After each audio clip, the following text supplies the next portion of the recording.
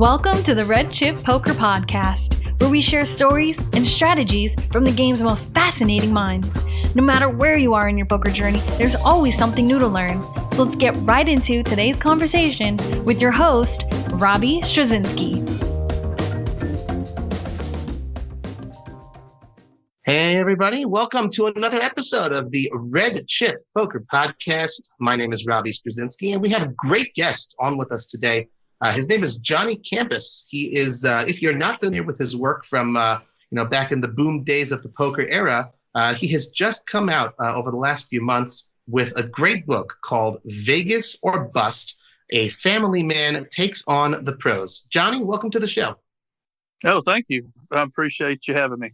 Oh, good. It's our pleasure and my specific pleasure. I mean, I can't help but tell you, I've been reading through the book, read through the whole thing. I feel like I know you forever. It's a great book. That's my personal impressions. And, we'll just sort of take all of our listeners here at Red Chip through your story, the story that you shared in the book. So why don't you go ahead, just introduce yourself a little bit. How old are you? Where do you live? I'm 42. I live in Alabama, a little place called Cullman that's about an hour north of Birmingham, if anybody knows their geography of Alabama. That's the capital city, right? No, actually Montgomery is. Oh, really? Birmingham is the biggest city. Oh, the biggest city. Okay, you got them confused. Right. A lot of people think L.A. is the capital of California, believe it or not. Sure, there's a lot of states you have that issue, I think. Yeah.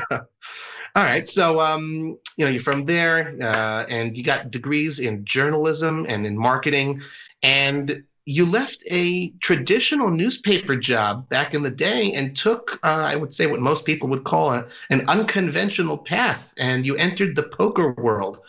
So around what time was this, and what did your family think? It's funny that we think of it as unconventional in the general world, but people listening to this podcast probably think of it as more conventional because we're risk takers, right? Of course. See, this was 2005.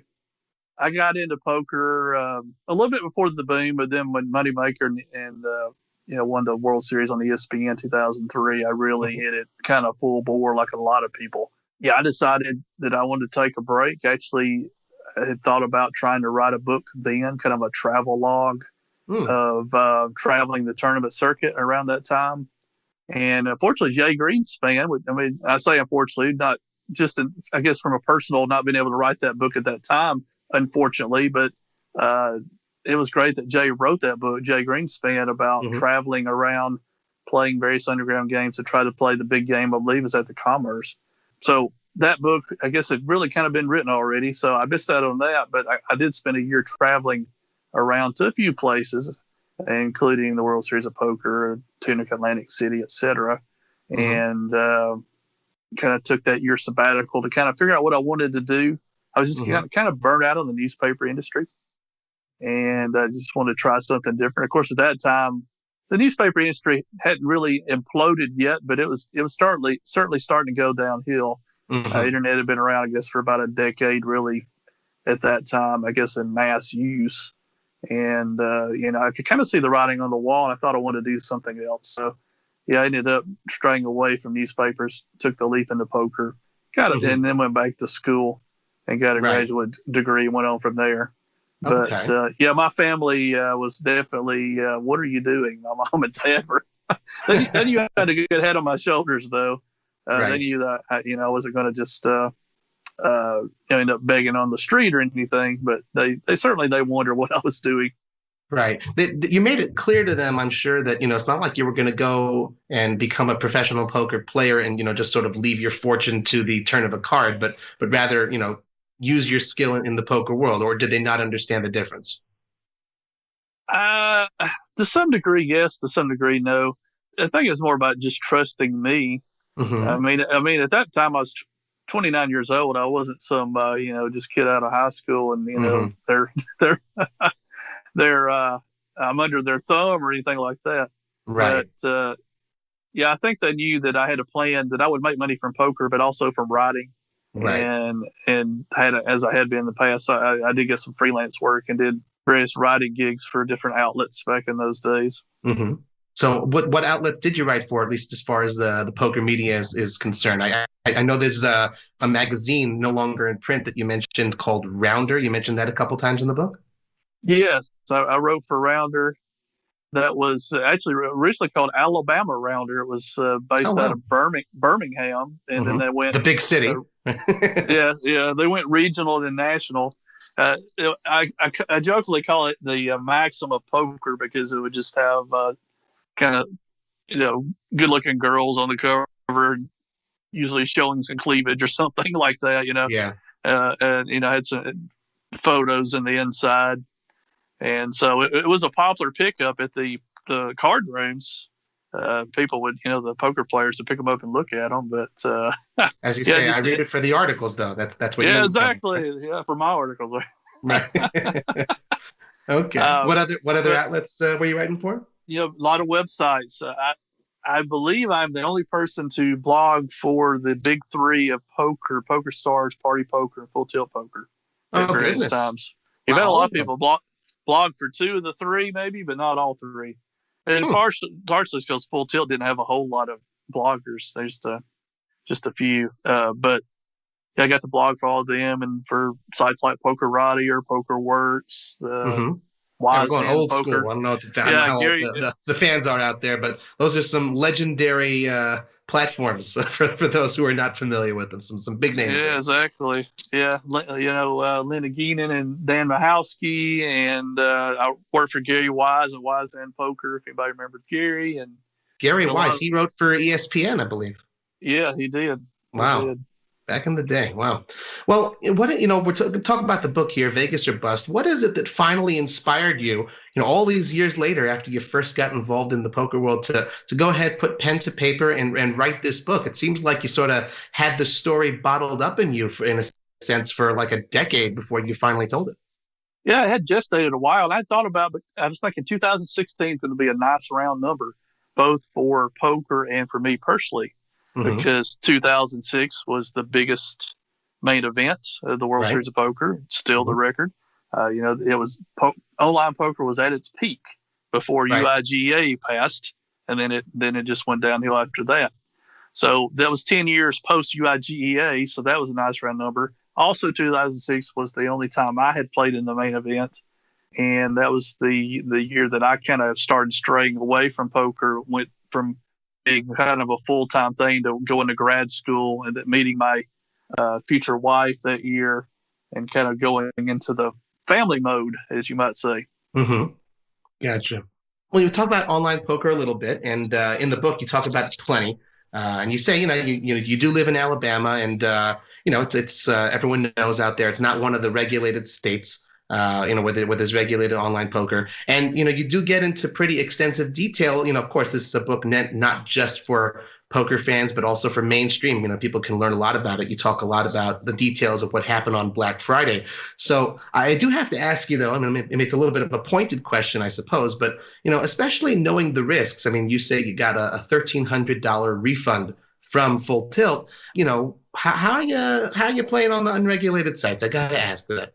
How do you play on unregulated? Oh no, how one does so, I think it's pretty obvious. It's pretty clear, Okay. and those who want to can go ahead and do so. But experience what you've experienced already. It's not fun having money held in advance, or anything like that. Yeah, I understand what you're saying. Yeah, I guess the thing is you don't risk, at least for me personally, I don't want to risk a lot of money. I don't want to have a lot of money on the sites at any one time.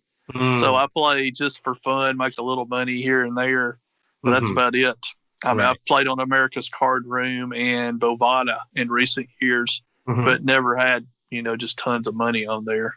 Right. Okay. Yeah. I mean, if anything, that's a lesson I think a lot of people can learn. I mean, I didn't mean to, point any sort of accusatory finger, not judgmental or anything like that. Everyone does. No, really. I mean, I'm sure there are people out there also who are listening and like, look, dude, I got to scratch the itch. I get it. I totally understand. Sure. Absolutely. Here in Israel, you can't play online either. And, some people go ahead and find ways. It's, but again, the one big lesson I think everyone could sort of learn from Black Friday is, don't put too much on those sites, not what you can't afford to lose. The famous story, I think it was Blair Hinkle, had $1 million tied up on Full Tilt for years until he finally got it back. It's a big blow to take. That's incredible. I just couldn't imagine what he was going through. Oh man, yeah. Well, he did finally get it back at least. So, so let's go back to your story here in Vegas or Bust. You're chronicling your runs that you had in a number of events. One of them specifically, I believe this was the 2016 Monster Stack. Is that right? Yeah. Okay. At the World Series. And, I'm a family man. I got a wife, 3 kids, and there's something you included in there, while you were playing. You wrote that you included a sort of a text message exchange that you had with your wife, that you had increased your chip stack from 5K to 14K, and that she replied, "I found a shaded playground for the kids to play in." And, that's a very interesting exchange. It really caught my eye and it resonated with me because, that's sort of the subtitle of your book is A Family Man Takes on the Pros. So it really illustrates that sort of dual family man poker player role. So I got to ask you then, do you find that sort of distracts you though, like a text exchange like that from purely focusing on poker, or is it the opposite and it helps keep you grounded in reality? I would say the latter. These kind of exchanges really hurt my game. I think if you don't take a mental break from what's going on at the table to some degree, that it'll drive you nuts and you're maybe a little too high strung. I think you got to loosen up a little bit because as I talk later in the book about going back the next year and playing the same tournament, I was just so amped up to play it. And I was just going to tear it up that I just played like an idiot and busted out in an hour. Yes. Right, but like even during a tournament, I can obviously got to take, maybe during the breaks, go and have lunch with someone or whatever. But while you're in the middle of the hand having text exchange, you don't feel like it sort of threw you off your game or anything like that.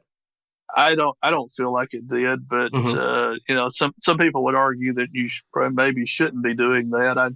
I don't know. I mean, I like during when I was playing the Monster Stack and running deep in the thing, I was posting stuff all the time on Facebook and seeing what people were responding to my posts. So I don't know, maybe I would have fared better had I not done that. It's hard to say, right?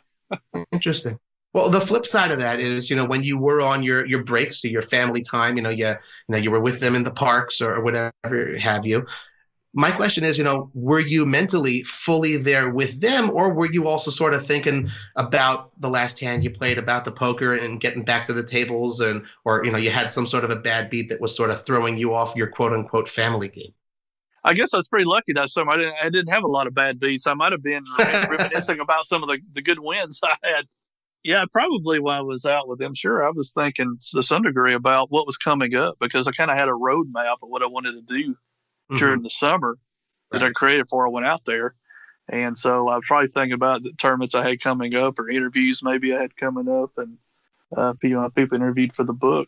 Yeah, I'm sure to some degree that was going on, that I was thinking about that as well. We'll be right back. Hello, this is Doug at Red Chip Poker, and we're going to talk today about a mission that you can do at the tables that's going to make you a better player starting in your very next session. These missions all come from my first book, Poker Plays You Can Use. You can find that on Amazon, here at Red Chip Poker, or on my personal site, 3barrelbluffspelledout.com. Now, if you did the first mission, you probably noticed that raising gave you a lot better prospects post-flop than just limping behind or open limping did. So now what we're going to do is actually stop limping. The mission here is simple. For your next session at the table, you have one unbreakable rule. That rule is I will never, under any circumstance, limp pre-flop. That's it. I don't care if you are the first limper. I don't care if you would be the third limper. If you are putting the minimum in to see the flop, you are limping, and that is prohibited under this mission. So this is a mission that's going to get you a lot more aggressive, and it may make you want to tighten up your pre-flop range. that is probably going to be good for you on both accounts. So remember, today's mission, the next time you go out and play, is that I will never, under any circumstance, limp pre-flop. Once you're done with that, you can go to our forums at Red Chip Poker and give a little blurb about your experience and see what other people have to say about it. And of course, inside of Core, you're going to find lessons on pre-flop that are going to reinforce this mission. You're probably wondering, how much should you raise to? And I will tell you that it's been my experience here in Vegas that I tend to open larger than everyone else, that I am going to probably open to $10 or $12 if I'm the first person into the pot.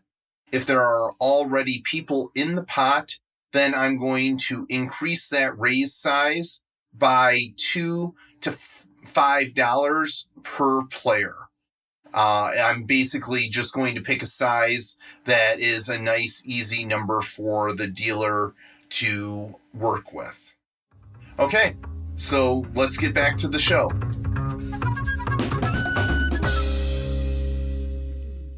One of the things which really astounded me, because I know, and it resonates with me, I know when I go to the World Series, there's just a lot I'm trying to juggle, with work-related commitments and, wanting to play and then interviewing people and then just, speaking to people back home, etc. You continued to work like hardcore. You were there for 6 weeks during the summer of 2016, telecommuting as though you were just, back home and on your laptop as well from your Vegas rental house. I mean, did you find it like extra tough to go ahead and, focus on work when you've got, you're not in your home base, you're in a totally different place, taken out of your regular reality, and you got the poker thing going on, and you've got, family to be concerned with, you're being pulled in a lot of directions, no? Yeah, are you kidding? It was amazing. I got any work done at all. I'm cross country in Vegas, where everybody dreams of being, especially poker players, right? Mm-hmm. Families there, they're looking to go out and explore. I'm either thinking about going to the World Series or logging on to WSOP.com and playing, or where I'm going to take the kids later that day. Mm-hmm. I mean, there was, like you said, I was pulling in many directions, so it was hard to focus. Actually, to some degree, I did a little advanced work before I got out there. I kind of did some evergreen, as we call them, type stories, that stuff that would be still applicable to say a month after I wrote it, that I could send in while I was out there. Yeah. And so I got some work done advanced that way. So that allowed me a little more time to kind of goof off, so to speak. Right. Well, that's good. That's advanced planning is a lesson we can take, not just in work and life, but also in poker, vice versa. It's always good to plan ahead for these types of situations. And, you going ahead and doing that, like you said, frees you up to, take the foot off the gas just a little bit when you're ostensibly a little bit more on vacation. So that's a good call there. Very nice. Okay, let's go real deep here. You're going in your deep run in your 2016. It's the $1,500 monster stack. Less than 100 players left, and you talk about getting all misty-eyed. So take us back to that moment. Paint the picture. What is it that's going through your mind at that time? Yeah, it was just my wife was just saying how she believed in me, texted me. Now, this is the time where I was distracted by the text. Aha. I talk about folding a pocket pair I would have raised with. I folded it instead because I was misty-eyed. Literally, I was. And I guess at that point, I was just really thinking about how important Amy was to my life, and how she had been very supportive of me and the kids, how they were just important parts of my life. And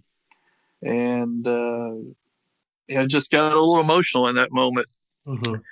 But I think that levity is also important. It did distract me, but it also kind of, like you said, we talked about earlier, kind of keeps you grounded a little bit.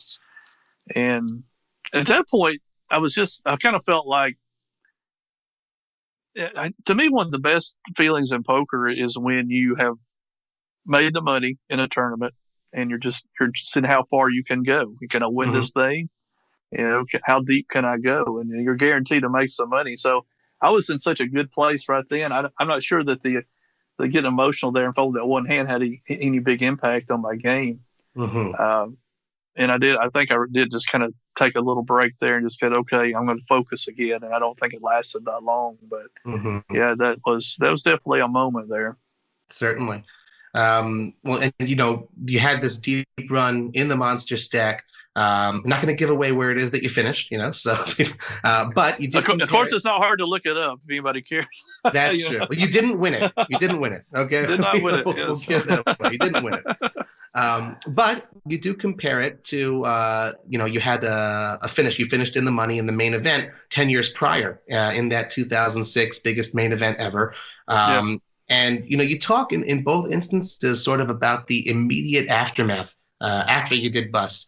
Whereas, in 2006, you're single, you crashed on a Binion's hotel room mattress versus, 10 years later, you're curling up next to your sleeping little girl, in the rental house. Very, very contrasting scenes. So, let's talk a little bit more about that contrast. Are you happy? Are you disappointed? What's the difference, 10 years later versus 10 years earlier?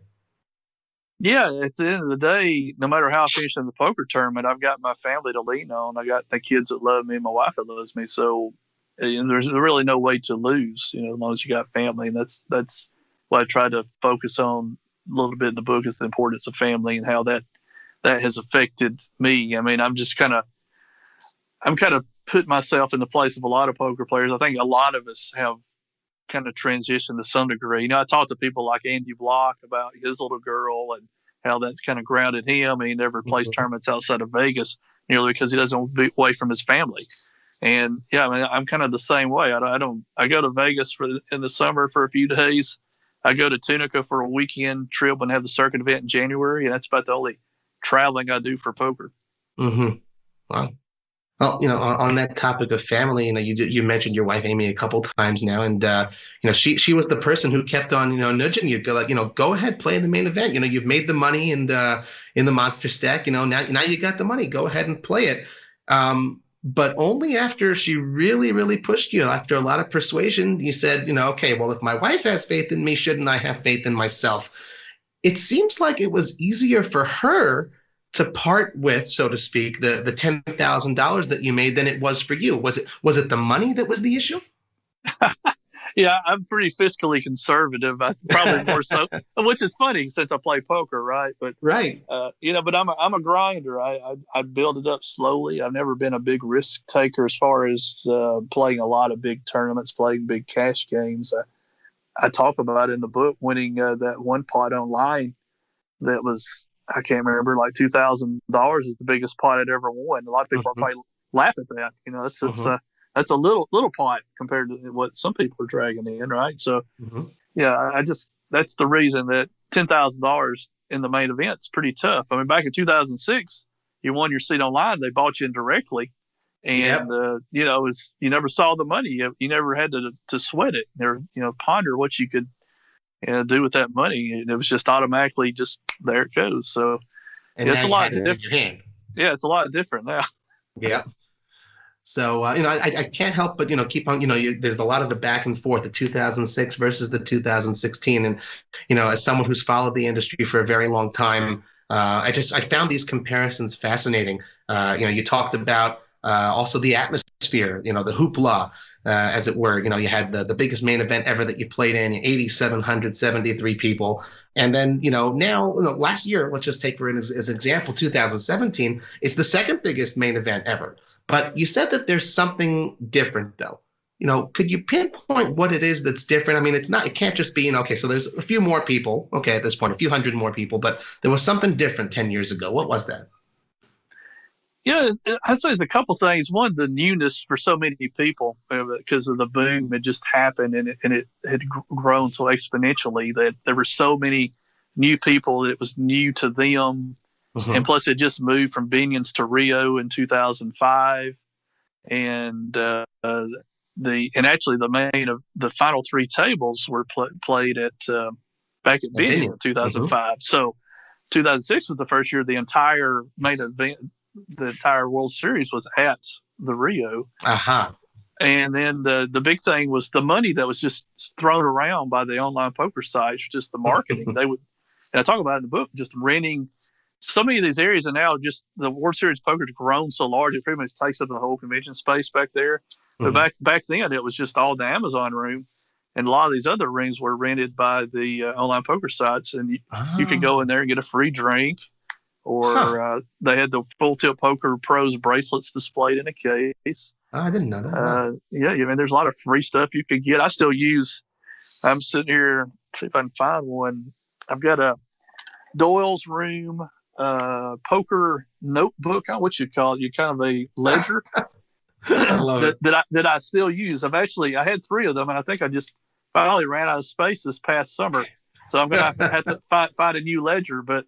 It would have its place for the date, the venue, the buy-in, how much you won or lost, and your total bankroll. Amazing. And so stuff like that you could get. You walk in there, get it free, and it's just marketing that they did. And then they had, of course, the gaming, the Life Expo, whatever they called the thing, where you could go in there. It was when the main event started, and there'd be all kind of little tchotchkes you could get, and they had pros signing autographs. And then, of course, I talk about the Bodog one where you can have a pillow fight with the girls in the lingerie. just all kind of silly stuff like that. That was a lot more prevalent in 2006. Yeah, it's interesting. I've been following what's been going on, but my first World Series was only 3 years ago, and I've spoken to a lot of the guys who are still active, but from back in the day. Obviously one is yourself now. And it's just difficult. People who may have only gotten into poker over the last half decade or so did not realize and do not realize exactly what it's like. So it's interesting to sort of get that window through that first person perspective you had. One of the other first person perspectives you had is playing 10 years ago, 2006, then versus 2016, was sitting with some big name pros. And you had mentioned back in 2016 you played with or 2000, maybe even earlier than that, was Dewey Tomko, Blair Rodman, Amir Vahedi, and Phil Hellmuth. This is back, I guess, 2004. And then, in 2016, you find yourself seated with Maria Ho, right? So big, huge names. So for you as a player, anyone, there's a certain feeling, a certain, experience that goes through your body when a big pro, sits down at your table or you see that you're sitting with them. Was that feeling different for you in 2004 versus 2016? Oh, yeah, definitely. Because 2000 time I went to the World Series of Poker. Oh, okay. And my buddy Brian and I went out there because the main event the year before with Moneymaker, and that was the excitement of that. We thought, well, we would go out there. I had been to Vegas maybe a couple times before that. He and I decided to go during the World Series. Back then it was in April, I believe. And they started, I guess, when Harris took it over in 2005 was the first year they did it in the summer. Mm-hmm. But yeah, we went out there and I decided, well, I'll plunk down 1,000 and play in that tournament. Yeah, I was very intimidated. I seen all those guys I just seen on TV the year before, sitting there playing with them and playing like a donk and busted out like a donk would. But it was worth $1,000. Okay, and contrast that versus sitting with Maria Ho in 2016. So now you're all cool as a cucumber. I thought so. I mean, the one or two times I played a hand against her, I thought I played them pretty well. Mm-hmm. But yeah, she is definitely a skilled player. If her results weren't obvious enough, just sitting with her and just seeing how she operates, she's a very smooth operator. Got it. Okay, a couple of specifics, while you're talking about your experiences over this summer, I guess little strategies and tips here. I got to ask you, just even for my own personal gain, and I'm sure all the red chippers out there be interested to know, how is it that you did it? You said that you played Omaha high-low a lot at the tournament tables at the Venetian, and I know that I've played a lot of Omaha high-low at the Orleans and the cash games. And you said you're 40 years old and you were by far, maybe by a generation, the youngest player there. So I can confirm that's what it's like. The thing though, is, and you say, the games are pretty soft, right? Hidden gem. So Yeah. the thing is, though, at least from my experience, a lot of the old timers, we got to respect them, but they play pretty nitty. If it's a soft game, what is your strategy for beating the nits? What kind of crowbar do you have in your arsenal? Well, I think those are true grinded out games because you like you say, if they're not throwing a lot of loose money around, then you got to just play smart. But I find even though they're nitty, there's always one or two, even the old timers that are loose. There's always going to be somebody there. Mm-hmm. And then even if you got really tight players, even Omaha High Low, I'm amazed by how many times a riverbed will take a pot down, even in just a limit game, mm-hmm. more than you would think. They're not really thinking about the odds. They're thinking, well, I only have a pair, and so I'm going to vote. So, or a bad low or whatever. Interesting. Okay. So I guess they're not gold mines in the sense you can't win huge pots, but I think you definitely good grinded out type games. But then there are some loose high-low games that I played in with some younger players, and even some of the older players are loose sometimes. But there definitely are gold mines. That happens occasionally too. I will just share from my own experience. It took me a dozen tries over a couple summers playing, the 4-8 Omaha high-low at the Orleans. Like it's the nittiest game you'll find, and couldn't win no matter what. I wasn't losing big, about $100 each time, and then finally this last summer I had my breakthrough. After a couple hours I was up, $45. And I felt like the king of the world. I said, got him. Finally, the water beat through the rocks after all that time, so I can confirm. All right, so towards the end of the book, some beautiful quotes here, absolutely beautiful. And I want to read them word for word, if that's all right with you. Sure. Just some beautiful quotes here. I realize I'm richer than the 30-year-old version of myself ever could have dreamed. Even if I had won $12 million, the first prize, in 2006, I left Las Vegas that year with a few extra thousand in my pocket. I leave Las Vegas now with a loving wife, 2 adorable children, and a decade of fond family memories. Gotta love it. And, this one other quote you have there, this is, I guess, at the end of the acknowledgments. And this is a really beautiful one. And, after reading this one, maybe you can expand a little bit more on both of these. Whether you love poker, Vegas, or tales of one family's adventures, I hope I entertain you, and I want to implore you to take chances. I can think of very few chances in my life that I took and later regretted. On the flip side, had I played it safe and meek, I wouldn't have advanced to where I am today. It's in this way, I think, that poker is a great training ground for life. What kind of thought did you put into those two statements? Those are some very profound thoughts. I love them. Well, the family one, I think we've kind of touched on during the conversation. It's I've gained perspective on what's most important. I devoured poker like anybody else back in those days, and I was a single guy and never any serious relationships before I met Amy, and I gained perspective with having a family now. It's the most important thing. So, not that you can't, in theory, play poker for a living and maintain a family. You can certainly do that. But for me, it just kind of worked out that way. And I know that family is the most important thing. Sure. And as far as taking chances, I try to tell that to a lot of people that if you think about doing something, you should go ahead and give it a shot, usually. And I can think if I had never, I'm not sure how satisfied I would have been with my life. I guess I would have never known the things I've done the past 13 years. But if I somehow could look into the future and know that was coming, I can only imagine how excited I would have been for what was about to transpire. And I just think that if you just live your life too conservatively, then you're missing out on a lot. Yeah, well, great message. Certainly resonates with me. In your acknowledgments, you say, you had this decade-long dream to write about the poker scene, become a published author. We touched upon that at the beginning of this talk. It's been a few months now. The book was published back in May of 2018. How does it feel to have a book? That's it. It's finally out there for the world to consume. What does it feel like to be a published author?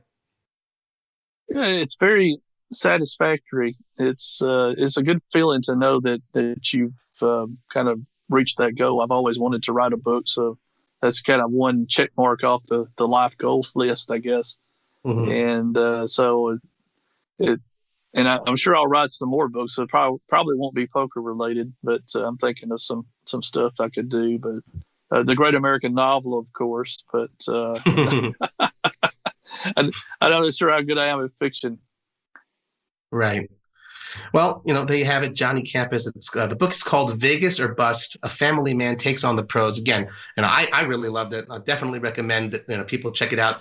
If people do want to go ahead and order the book, how would they go ahead and do that?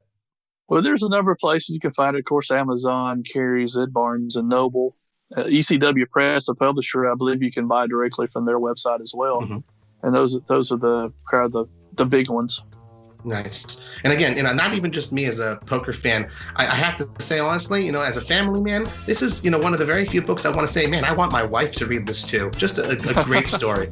So really, Johnny, great meeting you, great speaking with you. Thank you very much for the entertainment of the book and for your time. Really appreciate it. Oh, thank you very much. Thanks for tuning in to this week's episode. But don't stop learning now. Head over to redchippoker.com. You'll find everything you need to get better today. Join our free, friendly strategy group and start talking poker with our coaches and community. And listen, if you're ready to take poker more seriously, sign up for Core, our $5 a week complete training platform built for players who have limited time to study. Core is packed with over 100 bite-sized lessons from the fundamentals to advanced strategies, quizzes, achievements, discussion threads, and more. And for the bravest of heart, we invite you to check out our Pro membership, which includes 24/7 access to hundreds of videos, all of our playlists, all of our crash courses, and more. If you want to see what the top 1% of players are studying to keep their edges razor sharp, visit redchippoker.com/Ruby. That's RUBY. And get a special deal on your first 3 weeks. Until next time, run good, play better, and get there.